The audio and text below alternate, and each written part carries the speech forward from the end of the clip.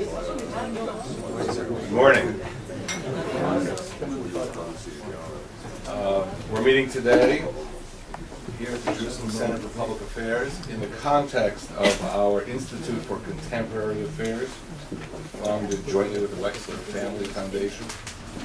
Today's discussion is with a very special individual, Major General Reserve Doron Almog, who was formerly, of course, the commander of the Israel Defense Forces Southern Command. He will be speaking about, after Operation Cast Lead, how should Israel respond to the ongoing Hamas attacks from Gaza. I just want to say that General Doron Almog's biography is important to know about because of so many things he has done, beside, of course, commanding Southern Command, which in the Israeli military system has operational responsibility for the Gaza Strip and for Southern Israel. He was the head of our Doctrine and Training Division at General Headquarters. As head of Southern Command in 2000 through 2003, he led the battle on the Palestinian front in accordance with the management standards of International Organization for Standardization. Well, this is something that's on this, I don't understand exactly what that is, but anyway. But the main key elements of his military career include the first task force to land at Entebbe during the 1976 rescue operation. He commanded elite paratrooper brigade force in his journey from the Auli River to Beirut during the First Lebanon War, and he was involved in the airlift of 6,000 Ethiopian Jews during various clandestine missions. I should say that the focus of his work today has been with the establishment of the Alei Negev Nachalat Iran Rehabilitative Village, which is a special facility for disabled children and young adults with severe cognitive disabilities. It's located near Ofakim in Israel's Negev, and the village offers a future of hope on behalf of the weakest and most defenseless members of Israeli society. Many people in Israel are aware of his work, and in recognition of his efforts on behalf of Alei Negev, the Israeli government accorded him the honor of lighting the torch at the 2006 Central Independence Day celebration in Jerusalem. So General Doron Almog has been fighting the fight for Israel's security and fighting the fight for children who have been disabled with cognitive disorders and has been struggling to give them a better future as well. So with all that said, it's my pleasure to have General Doron Almog speak to us this morning.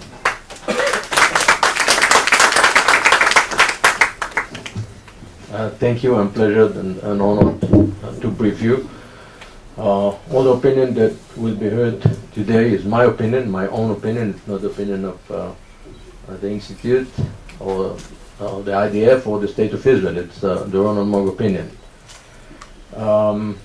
First of all, I'd like to state that Israel is willing to set a peace with all its neighbors. That was the strategic goal of the State of Israel since the first day, and it's still the strategic goal, the ultimate strategic goal, to set a peace with all our neighbors, including the Palestinian and Hamas and the Palestinian in the West Bank and Gaza and Syrian and Iranian and so on. I would like to start by saying a few words about the responsibility of the State of Israel for the residents, for Jews all over the world, and for the very unique idea that this is the only Jewish state, the only Jewish state in the world, it is the only democracy in the Middle East. When I was the commander of the South between 2000 and 2003, in February 10, 2002, my headquarters in Beersheba, the Southern Command headquarters is located in Beersheba.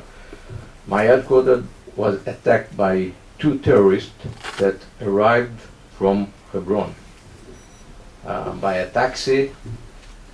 These guys, as normal citizens, they appeared near the headquarters of my command, jumped out from the taxi with two Kalashnikovs sprayed all over, and killed two women soldiers. from my headquarters, near the cafeteria outside of the headquarters. The name of the women soldier just is Lieutenant Karen Rothstein and Corporal Aya Malachi. The guards at the gate, after a few seconds, understood what's going on, and they killed the terrorist, and it ended a few minutes from the beginning. Later, I briefed some people on the event, and I started my briefing by saying, today we count 60 losses in a Southern Command headquarters. And then I continue saying, I know what is the toll, what is the price for bereaved family. I lost my brother in 1973, Yom Kippur War. I know what is the suffer of bereaved family. It's endless suffer. And for the families, it's unbearable price. And then someone from the crowd jumped and said, Major General Almog, I respect you very much. I know you fought in many battles for the State of Israel, but you should not say that 60 is unbearable price. Then he exposed his arm. He said, I'm Auschwitz Holocaust survivor. We are a few days after the memorial ceremony for the 6 million Jews that were killed by the Nazis during the Second World War. Then he exposed his arm and told me, I'm Auschwitz Holocaust survivor. In Auschwitz, every day, the Nazis killed 1,000 Jews, 2,000, 3,000, 5,000, 10,000, 100,000. We lost everything. We lost our families, we lost our identity. With no weapon, with no rifle, with no uniform, we had no state. We lost our face. And today, you're a major general commanding the south of Israel, fighting in Gaza, fighting for the only Jewish state in the world. You should be proud to be given the opportunity to fight for your country. You should be proud that is your generation responsibility to protect and guarantee the only Jewish state in the world. And this is your generation responsibility to shape the boundaries of Israel.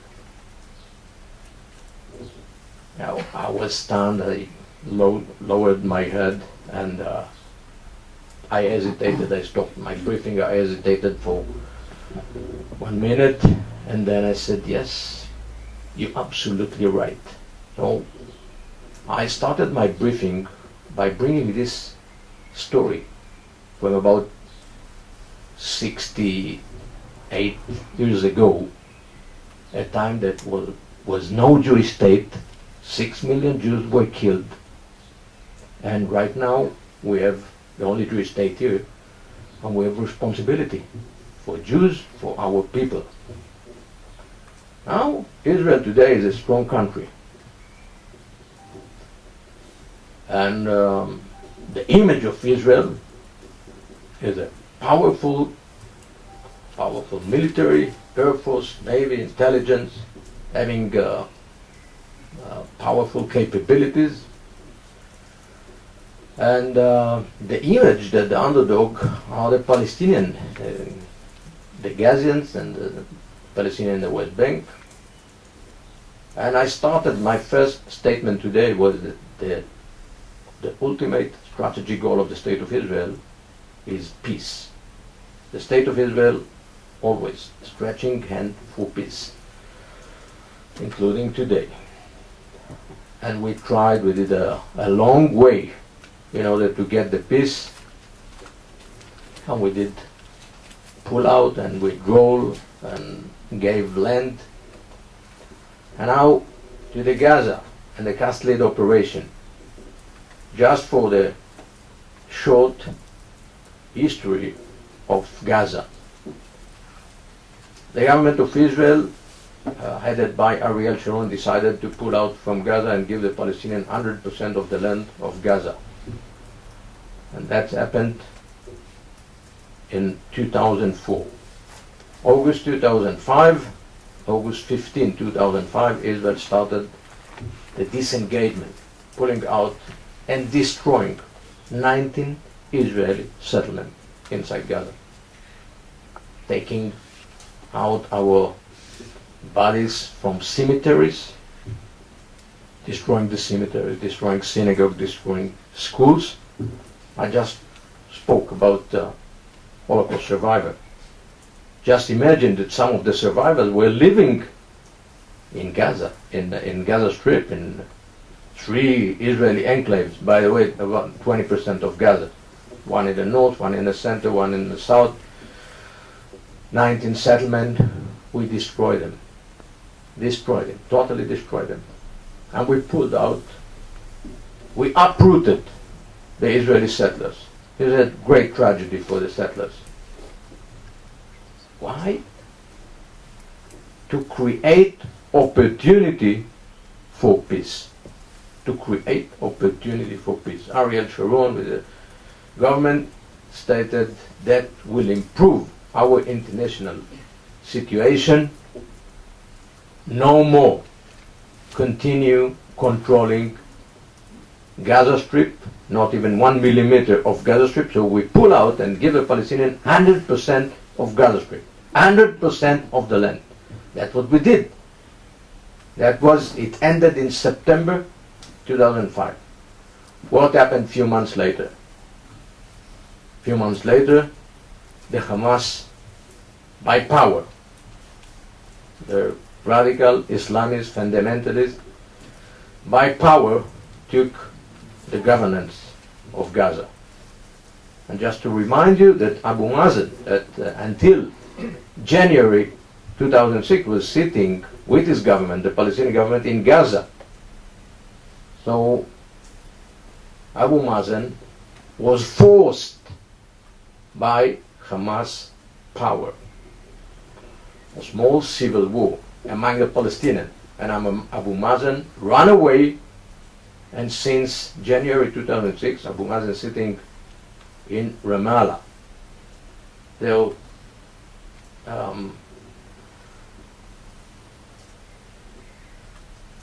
as a matter of fact, there are 2 Palestinian entities right now.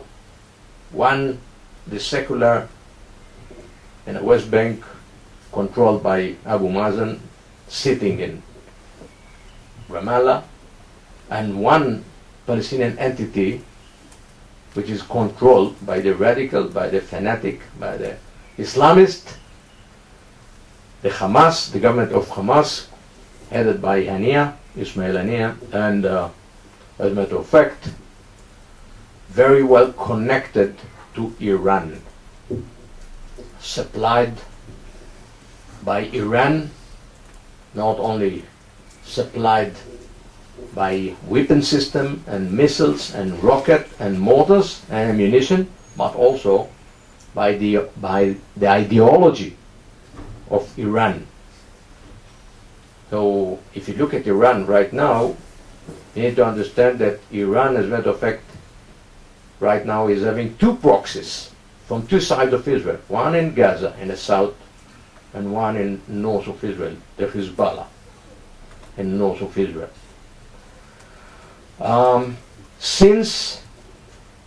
From January 2001 until January 2006, about 600 rockets were fired from Gaza toward the state of Israel, and about 2,000 mortar bombs in about 6 years. But since Hamas got power in 3 years, from January 2006 to Cast-Lead operation to the end of 2008, Cast-Lead operation started in December 24, 2008. and ended in January 17, 2009. Just in the 3 years of Hamas regime in Gaza, Israel was fired by more than 6,000 missiles and rockets. And the Israeli settlers around Gaza, in Sderot, in Ashkelon, and the kibbutzim and the settlement around Gaza, on a daily status, were attacked. And just think about the children.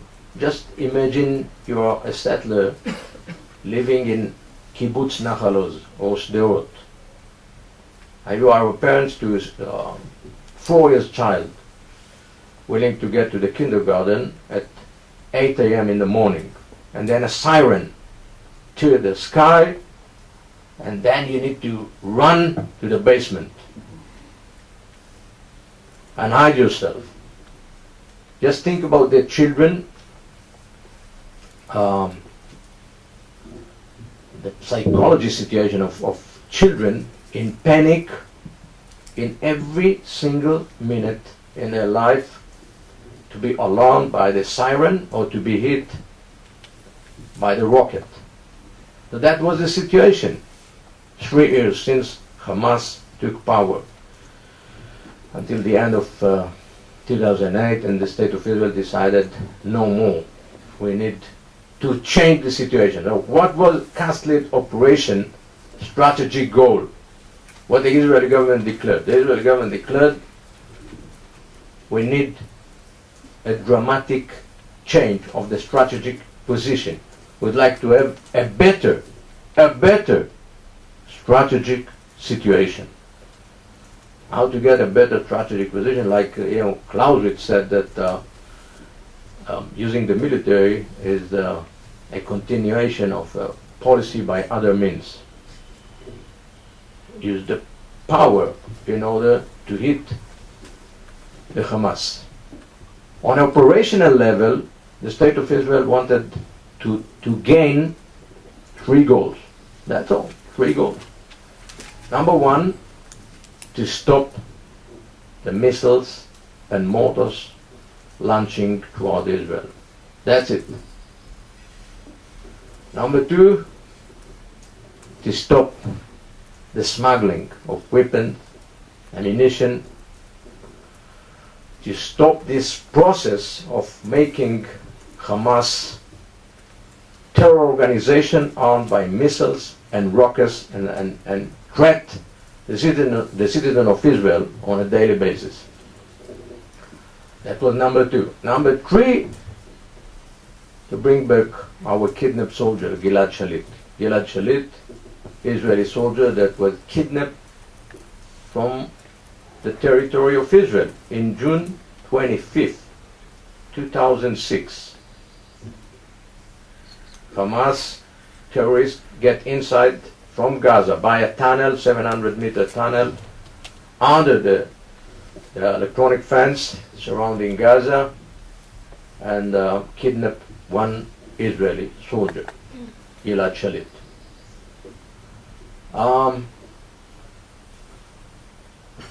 I think that what the government planned, to use the military to surprise the Hamas, to hit the infrastructure, to hit some of the leaders of Hamas,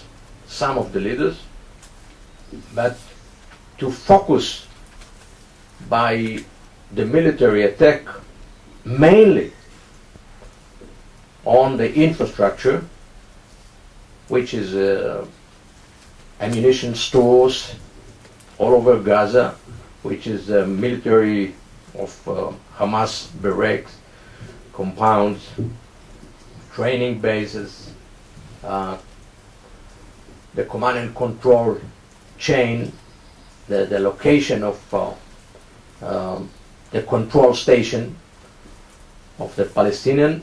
So we surprised them by air attack and hitting 41 position of Hamas at first, and then 1 week follow-on air campaign, and after 1 week we started about 2 weeks ground campaign in Gaza. Using a lot of power, but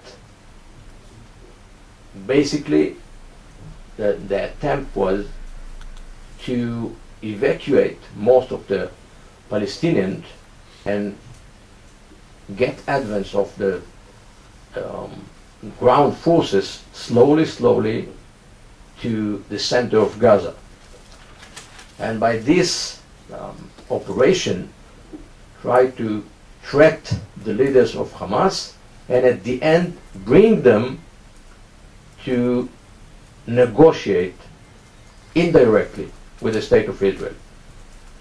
So one mean was the military campaign, the air campaign, the ground campaign, and after 3 weeks the Israeli government decided to pull out our forces and continue negotiating with Hamas, mainly by the support of the Egyptian. What was the purpose of this negotiation? The three goals. Or in addition, to get a long-term ceasefire. The Hamas don't want to recognize the state of Israel existence. Okay. They don't want, they declare day and night on destruction of the state of Israel. Okay. We can swallow it. But on the practical, on the behavior of the Hamas, the state of Israel said no more using power against Jews. No more continue launching rockets and missiles against our citizens. No more. That's all. I think legitimate demand that were done by the Israeli government.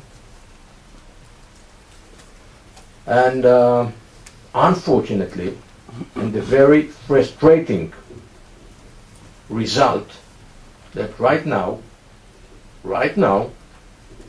the Palestinian from Gaza, the Hamas regime from Gaza continue dropping, continue using missiles almost on daily basis, on very little amount, one missile a day, one rocket, one mortar, continue dropping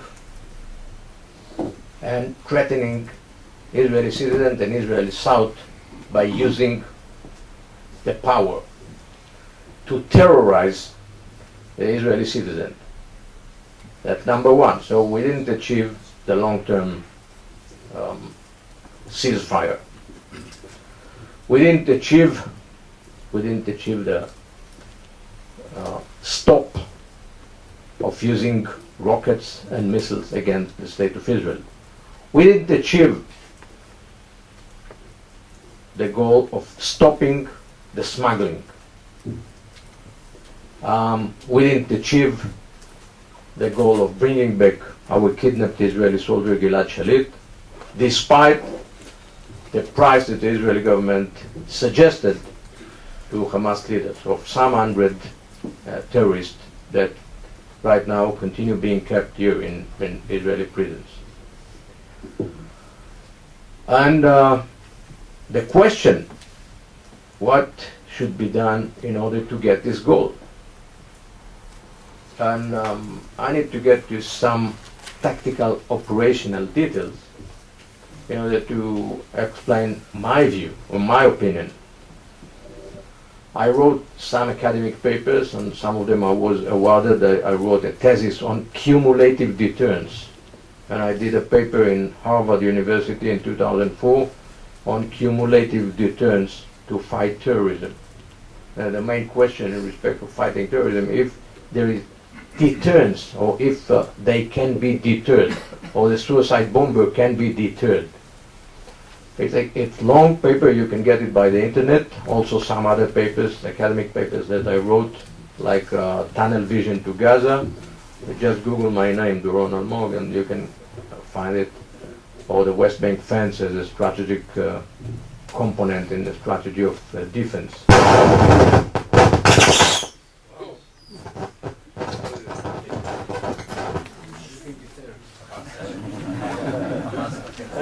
Okay, everyone is wakened?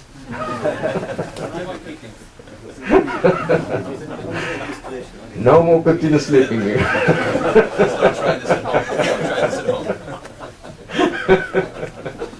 Okay, stop the.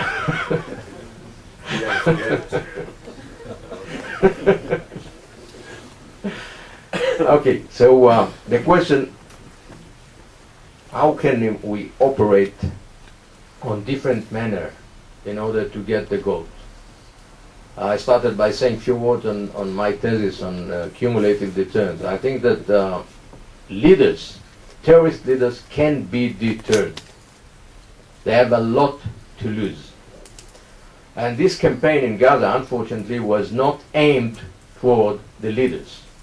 The leaders hid underground, under the hospital in Gaza, in some basements, and most of them are alive. They lost soldiers, they lost prestige, but they continue managing business in Gaza. Now, none of them was really threatened. We could plan and manage different campaign against the Palestinian leaders in Gaza, the Hamas leaders in Gaza. And this operation, from my point of view, have the potential of being more successful, to be focused on the leaders. And when I say hit the leaders, it's not only about killing, it's about hitting the assets, the strategic assets of the leader, the economic, the money, the connections, also the infrastructure of the leaders.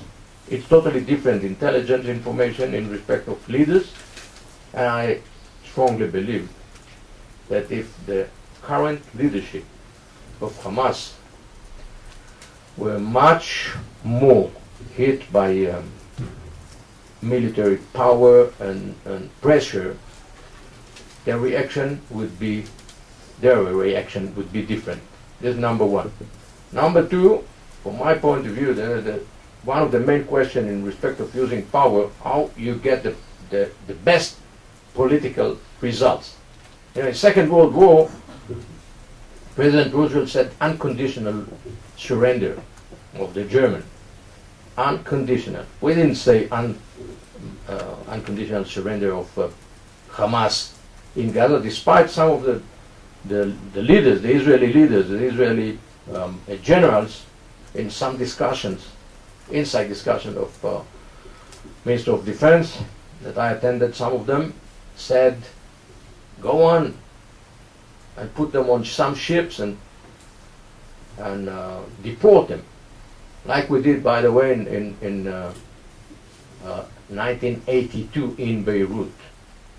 We sieged Beirut, we used the power, and at the end of this campaign, Arafat and his gang were put on some ships and deported to Tunisia.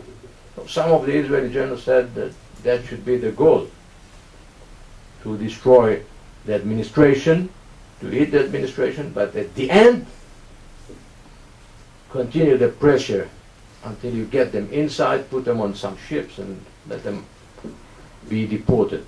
That was not the Israeli government decision. The Israeli government decision gave a chance, despite the simple fact that Israel is much more powerful than Hamas terrorists in Gaza. Israel decided to give them a chance to continue controlling, administrating Gaza, continue negotiating with the state of Israel. But Israel, at the same time, Israel decided to manage this negotiation indirectly, managed mainly by the Egyptians. Let's try to understand what is indirect negotiation. Some of Israelis invited to Cairo, for instance. All negotiation is set in one hotel in Cairo. Let's imagine that the Israelis sitting in number 3 floor, the Hamas people in number 2 floor, and then one Egyptian or two Egyptian going between. There are facilities. If the State of Israel decided to use negotiation, they call it indirect negotiation with Hamas, because Hamas is a terrorist organization. But the Israeli government decided that it would be fine from our point of view to get long-term ceasefire. That's all. I would say more direct negotiation, speak with them and tell them very simply, no more any act of war. We would like to have a better coexistence. You don't want to recognize our right of existence here in the State of Israel. Okay. Right now, we spoke with you by the rifles, by the military. Right now, we're able to continue speaking with you and negotiate on one goal, long-term ceasefire. And within this long-term ceasefire, no more smuggling, no more build-up the military power inside Gaza, and getting back our Israeli kidnapped soldier. And then try to bring this negotiation to a positive end. Now that the question how to negotiate with Hamas or terrorist leaders. Well, I said, since or every event of firing throughout Israel or kidnap one Israeli soldier, this is a case of war. This is a reason to declare war. One of the problems that in respect of international law, there is no chapter of international law on fighting terrorism. There is no common definition on terror. What is terror?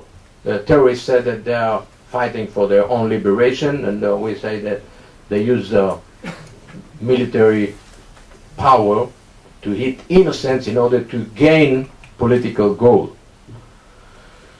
So right now we suffer that there is no lacuna, great lacuna. There is no international law on fighting terrorism. There is, in respect of international law, we have two big chapters: the chapter of war, the chapter of peace, and each side tried to use the preferred chapter for its convenience.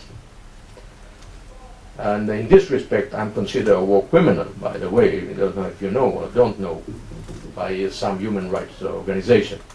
By getting to the bottom of my opinion, my view, how to negotiate with Hamas,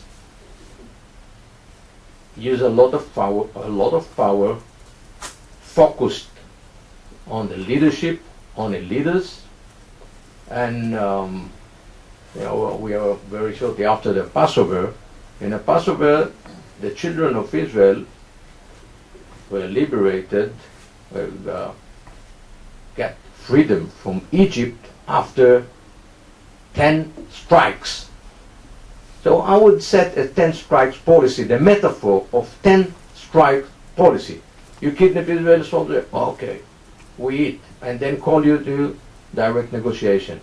You don't understand, you continue using power, second strike, third strike, fourth strike, fifth, sixth, and so on. Until they stop using fire against the State of Israel, until we get a better strategic situation by direct way. I'm not naive. I've been with the Palestinians for a long time. And there's another issue on smuggling weapons to Gaza. But from my experience, even if you sign agreement, don't expect that everything would be beautiful. don't expect that no one would stop smuggling. So we need to set a new regime on Philadelphia corridor. Philadelphia, what is the Philadelphia corridor? This is a smuggling zone. Philadelphia corridor is about 14 kilometers, the border between Gaza and Egypt. This is a corridor of smuggling. Hundreds of tunnels, and most of them were bombarded by Israeli during the costly operation. But right now, we no more continue using the Air Force.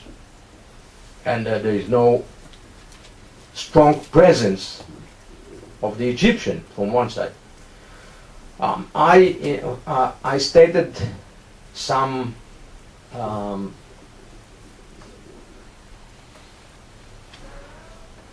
points about the situation at the end of the war, but I didn't say what the positive side. The positive side that I think the Egyptian right now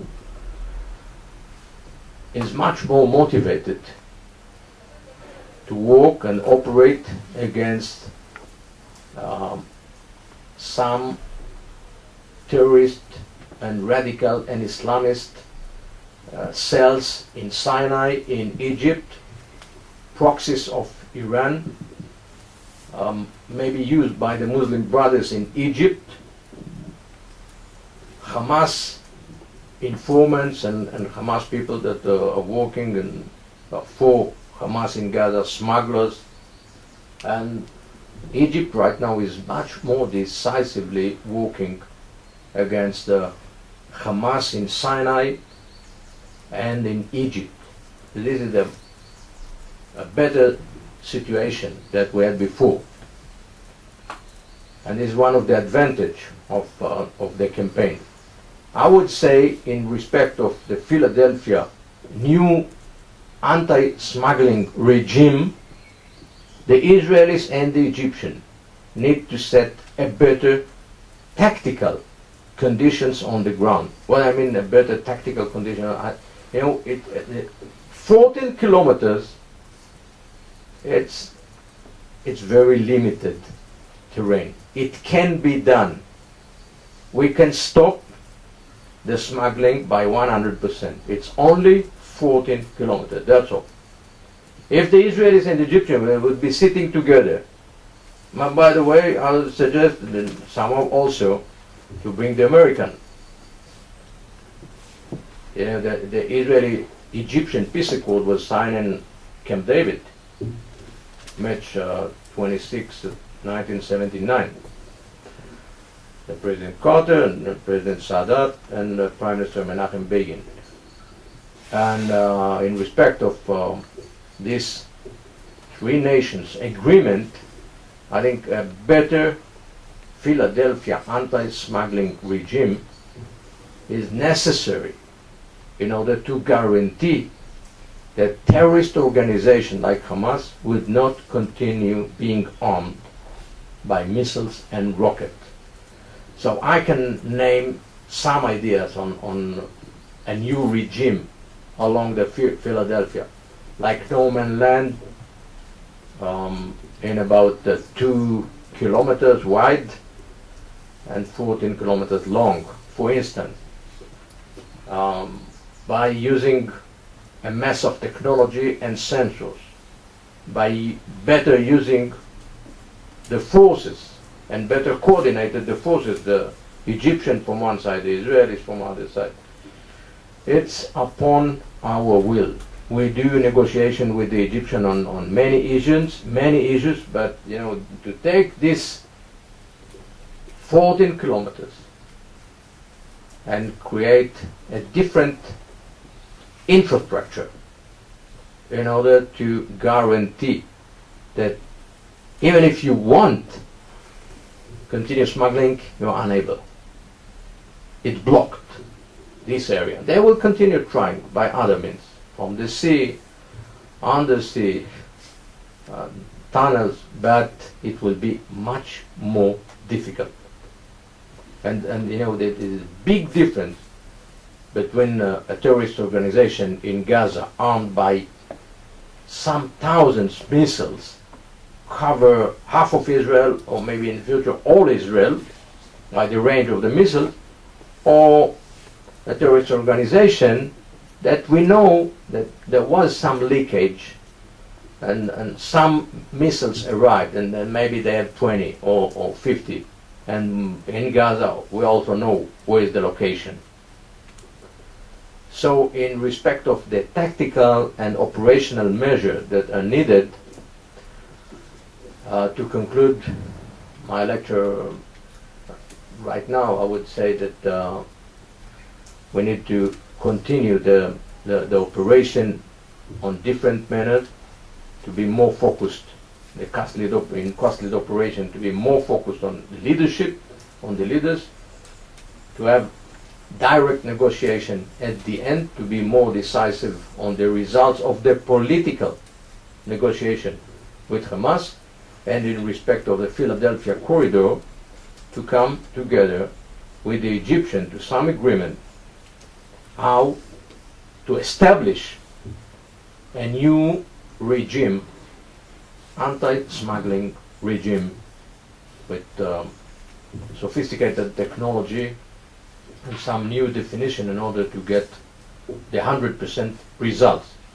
And I'm a man of 100%, I'm very much in favor of getting or set a definition of 100%. When I started my period as a Southern Commander, I said I want 100% success on preventing any terrorist or suicide bomber attempt to get out from Gaza. And I did it in 3 years. I proved it. It's feasible. It was done. We closed the Gaza Strip from all sides by the electronic fence, by the smart observation technology, day and night, covering 6 kilometers inside by smart intelligence, by the linkage between the strategic intelligence and operational and tactical, and achieving at the end or stopping hundreds of attempts in Gaza failed to get out from Gaza when I was the commander of the site. It can be done. If it was done along Gaza, along the border of 60 kilometers, it can be done on 14 kilometers in Philadelphia. So thank you very much, and I would like to get your questions. Please, go ahead. So to climb from Romania, General, about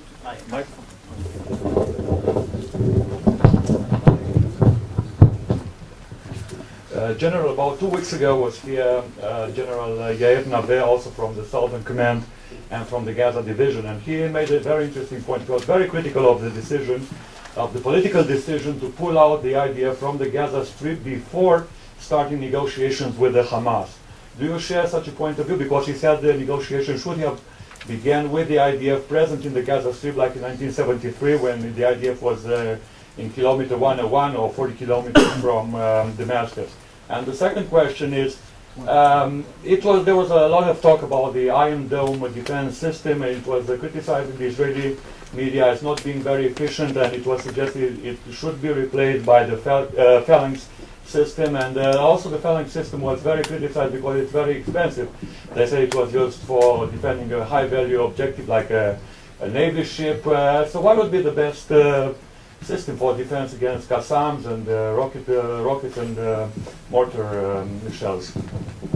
Okay, I didn't hear Naveh, Major General Yair Naveh. He was under my command when I was the South commander. He was the Gaza Strip Division commander under my command. I know him very well. I respect him. I've not heard him, but according to your statement, what you just said, it's more or less the same idea that I declared. Getting out from Gaza only after you get the positive results in a direct negotiation with Hamas. Don't get out before you get the positive result of a direct negotiation. So this is my view. So in respect of the next question, the second question about how to intercept, if I correctly understand you, how to intercept the rockets, So it's a great technological challenge for the State of Israel to develop a technology that would be able to intercept any missile, any rocket that is fired toward Israel. Israel, I believe that at the end will get it. That was also, if you remember, the President Reagan vision in respect of the USSR threat of 1,000 missiles to control or to have the ability of intercepting any launching before hitting Europe or United States. So I think it's great challenge, and it's highly needed by the westernized country to have the ability to intercept missiles as a defensive tool in order to guarantee that no terrorist organization in the world armed by missiles or rocket would be able to threat or to use the missile. In other words, the missiles might be obsolete if you have such a mean, and I believe the State of Israel would get it, and we're getting closer by our development. Yeah. My name is Phil Fishman. I'm a fellow here. I would like to make one clarification and one comment. When you spoke about conditional surrender, we're talking about decisive victory and regime change. And if we want unconditional victory, we have to be prepared for that as an option. In other words, more attention has to be devoted to the political level of the conflict. And the other thing was, and I think in the past sled, the defense minister said, well, we can go in again and we can do it again and again and again. Well, we can't.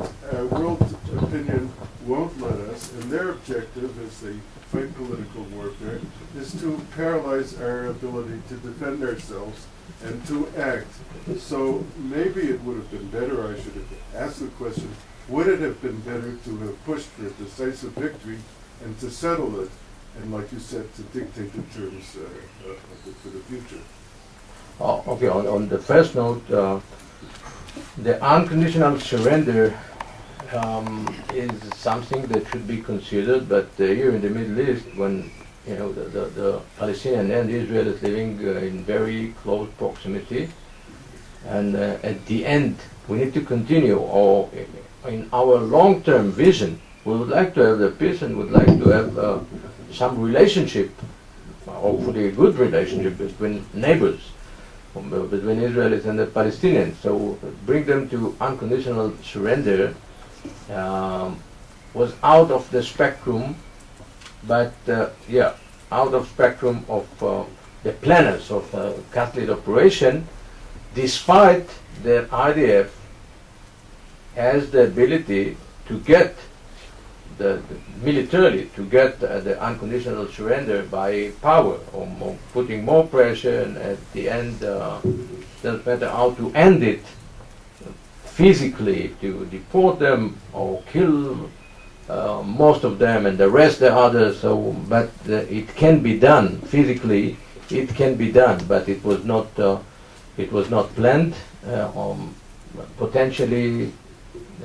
Maybe the State of Israel would come to this conclusion that no more cognitive option with Hamas and Palestinians right now.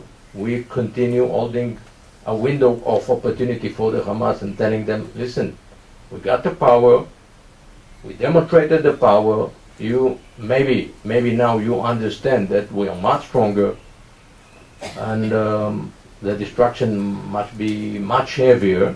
So take it in your account and come and negotiate, and let's set a new coexistence between us. So I don't know what they understand and how long time it will take them to understand. I saw even in the Hamas in the past that they have some practical thinking. they never gave up on their long-term vision to destroy the state of Israel. They never gave up. But also, Hudna, for instance, is a practical solution. Okay, and assuming that right now we, the Hamas, have no power to destroy the state of Israel, so we would like to have a better coexistence for ourselves in order to continue building our force for someday in the future to hit you. So we understand that on the practical level that a better coexistence may be a common goal, agreed common goal between Israel and Hamas, but also we understand that we need to block their capabilities of bringing more weapon system, and maybe if you set a strategy of stick and carrot, in other words, using the 10 strikes policy, as I said, when your opponent uses power, when Hamas uses power, you use a massive power.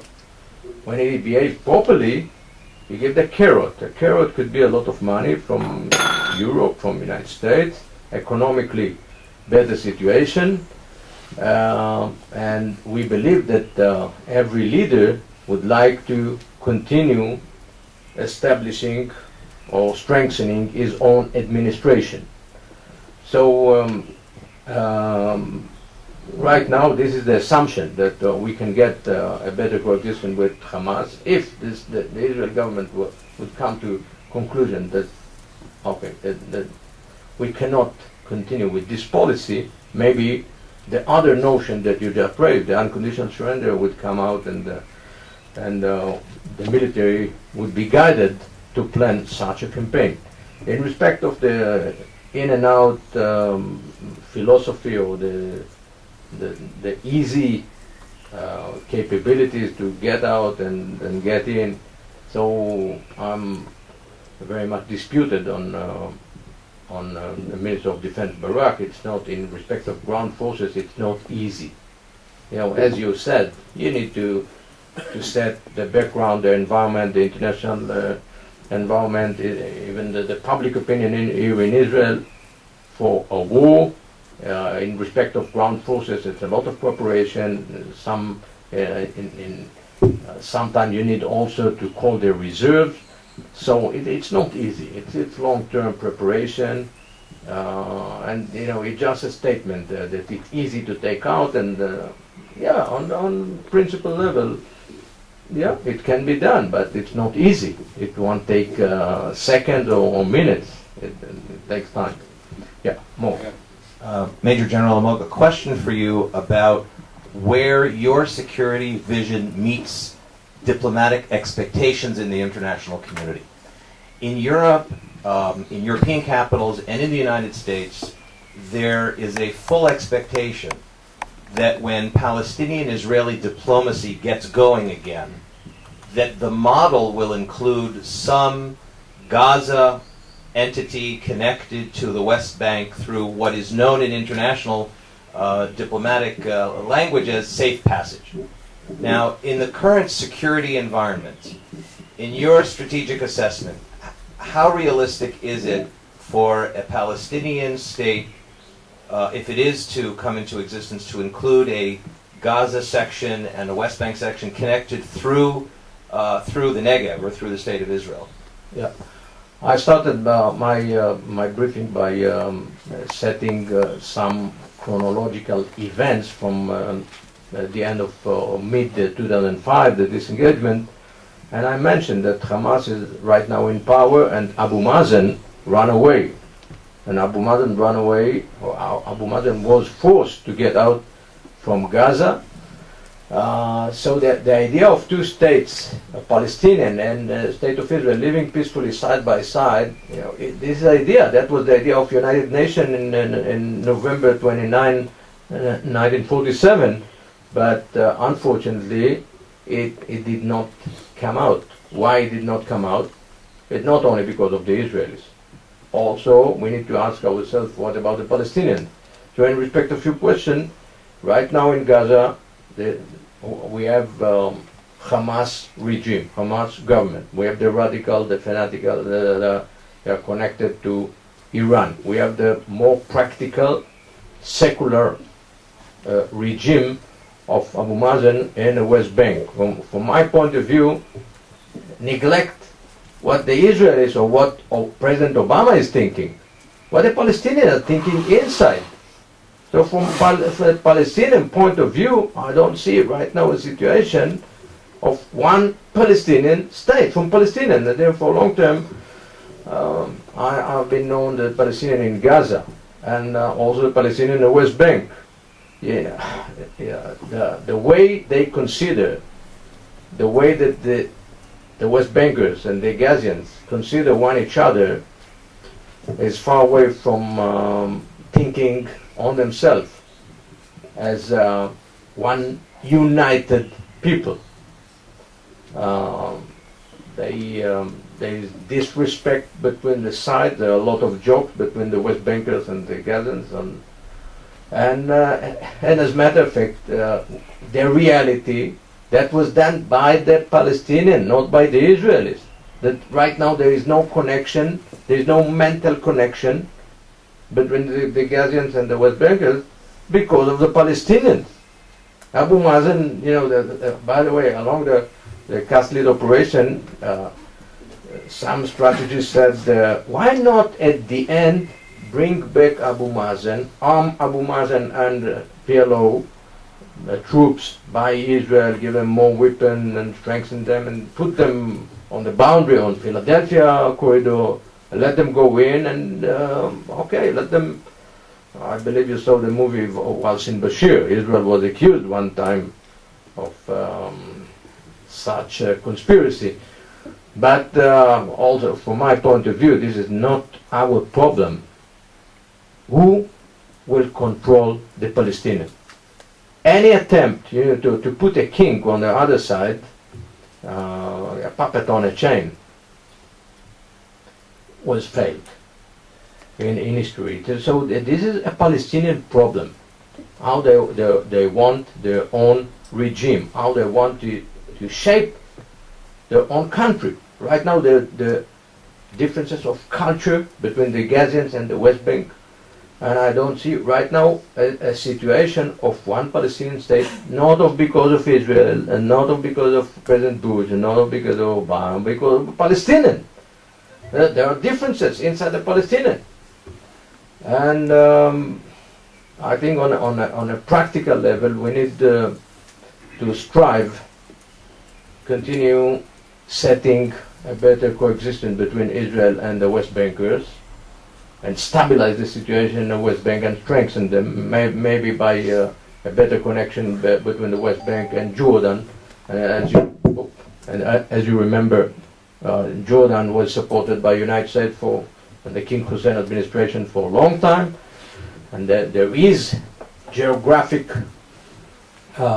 continuation between the West Bank and Jordan. There is also an exit to the sea, to the Red Sea. So thinking on the short-term solution, I would try to establish a better strategic political solution and connect the Jordan and the Palestinian in the West Bank. Of course, continue our military and security measure in the West Bank in order to guarantee that no suicide bomber will easily come to our cities. Just to remind all of you, that between 2000 and 2006, the state of Israel was attacked by 145 suicide bombers that easily arrived from the West Bank. Only here in Jerusalem, about 250 were killed, in buses and restaurants and hotels and so on.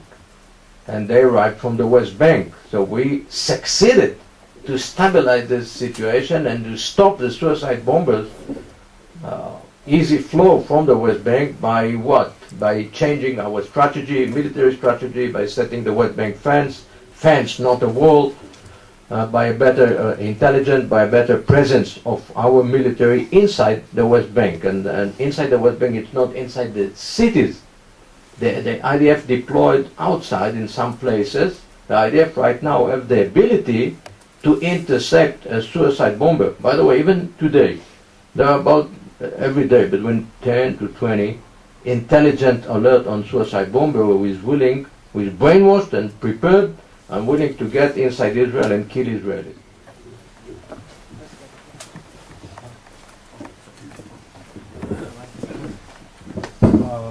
General Almog, a couple quick questions and two observations. Your basic doctrine as far as deterrence is concerned, I haven't read your article in Harvard, and I apologize for that. But one of the great writers on terrorism was Walter LeCoeur, and he basically disagreed with the idea of deterrence and said the best way to deal with a terrorist was to kill him long term. And there are many theorists dealing with counter-terror warfare who believe it's not really possible to deter a terrorist, especially one who is suicidal. Those two quick observations. As far as capabilities, many years ago, the developer of the U.S. neutron bomb, Samuel Cohen, suggested building a neutron trench around the Gaza Strip, which he said would be fairly effective. I'm not so sure, given suicide bombers.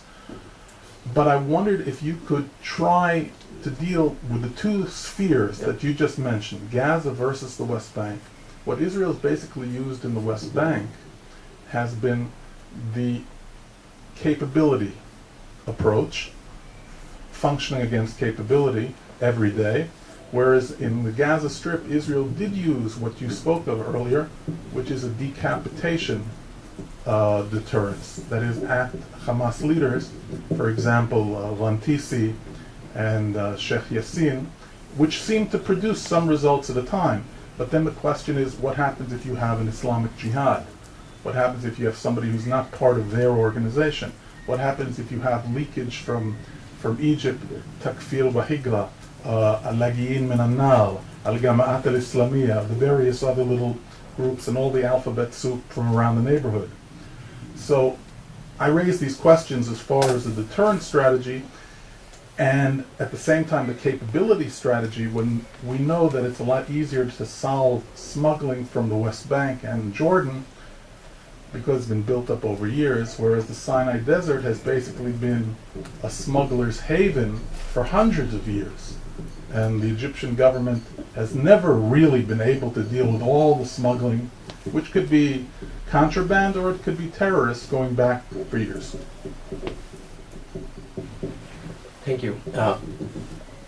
I would start by the way, my thesis, that's also my PhD about cumulative deterrence. I'm the only researcher in the academic world that wrote papers and thesis on cumulative deterrence. As a matter of fact, the term of deterrence was raised after Second World War, after developing the nuclear capability.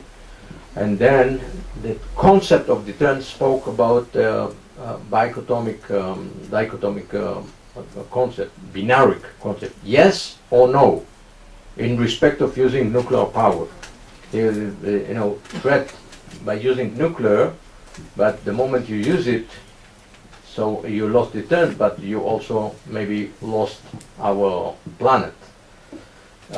So the idea of deterrence mistakenly was taken from the nuclear. It was the term was classic deterrence. The classic deterrence is in respect of using nuclear.